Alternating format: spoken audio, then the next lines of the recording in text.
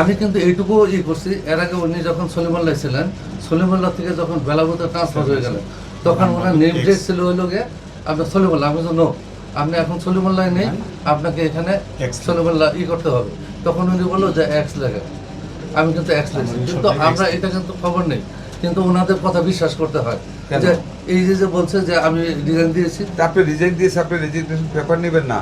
একটা চাকরি যদি সুইচ ওভার করে একজন গভর্নমেন্ট সার্ভিস হোল্ডার, পরবর্তী ক্ষেত্রে যদি যায় মানে জয়েন করতে হয়, তাকে তো রেজিগনেশন লেটার এবং নো অবজেকশন সার্টিফিকেট দিতে হয়। এই জিনিসটা স্যার আমার না হয়নি স্যার, এই দুটো স্যার এটা তো একটা গ্রস মিস্টেক এবং আপনারা আপনাকে কথা বলতে বলেন এবং আপনারা ইমোরাল কাজ করার জন্য আপনারা উৎসাহিত করেন এবং এটা অ্যাকসেপ্ট করে নেন আপনাদের লাভে।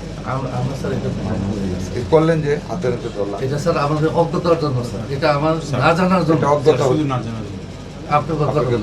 আমি তো আমি স্যার স্যার ওনার সাথে কথা বলছি।